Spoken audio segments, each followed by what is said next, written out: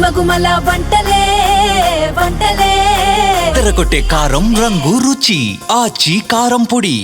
టారిఫ్లతో పలు దేశాల్ని హడలెత్తిస్తున్న ట్రంప్ అమెరికాలో విదేశీ విద్యార్థుల్ని కట్టడి చేసే ప్రయత్నాల్ని ముమ్మరం చేశారు.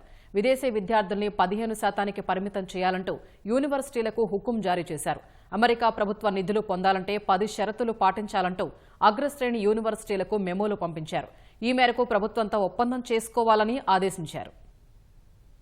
అమెరికా ప్రభుత్వం నుంచి నిధులు కావాలంటే విదేశీ విద్యార్థుల అడ్మిషన్లను పరిమితం చేయాలంటూ ట్రంప్ సర్కారు ఆ దేశంలో అగ్రశ్రేణి విశ్వవిద్యాలయాలకు తేల్చి చెప్పింది. ఈ మేరకు ప్రతిపాదించిన నిబంధనలను మెమో రూపంలో ఆయా యూనివర్సిటీలకు పంపింది. ప్రభుత్వ నిధులు కావాలంటే విదేశీ విద్యార్థుల సంఖ్యపై పరిమితి, జాతి, లింగ ఆధారిత నియామకాలు నిలిపివేయడం, విద్యార్థుల అడ్మిషన్ సమయంలో ఖచ్చితంగా ప్రామాణిక పరీక్ష నిర్వహించడం వంటివి చేపడితేనే నిధుల కేటాయింపులో ప్రాధాన్యం లభిస్తుందని వెల్లడించింది. ఈ నిబంధనలను అంగీకరించిన వర్సిటీలు ప్రభుత్వం నుంచి వచ్చే లబ్ధి పొందవచ్చని ఆ లేఖలో వెల్లడించింది. వీటిల్లో విద్యార్థులకు ప్రభుత్వ రుణాలు, గ్రాంట్లు, కాంట్రాక్టులు, రీసెర్చ్ నిధులు, విదేశీ స్కాలర్స్ కు వీసా అనుమతులు, ట్యాక్స్ కోడ్లో ప్రాధాన్యం వంటివి పొందవచ్చని పేర్కొంది. అమెరికాలో ఉన్నత విద్యను పునర్వ్యవస్థీకరించి తమ భావజాలానికి అనుకూలంగా మార్చుకోవడానికి అధ్యక్షుడు ట్రంప్ కార్యవర్గం చేస్తోన్న మరో యత్నంగా దీన్ని నిపుణులు భావిస్తున్నారు. ట్రంప్ సర్కారు ప్రతిపాదించిన నిబంధనల ప్రకారం విదేశీ వీసాలపై వచ్చే విద్యార్థుల సంఖ్య 15%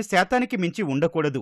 ఒకే దేశం నుంచి వచ్చిన విద్యార్థుల సంఖ్య 5% మించకూడదు. విదేశాల నుంచి అందే నిధుల వివరాలను బహిర్గతం చేయాలి. అండర్ గ్రాడ్యుయేట్ దరఖాస్తుదారులు ఖచ్చితంగా శాట్ లేదా ఏసీటీ వంటి ప్రామాణిక పరీక్షను పూర్తి చేయాల్సిందే.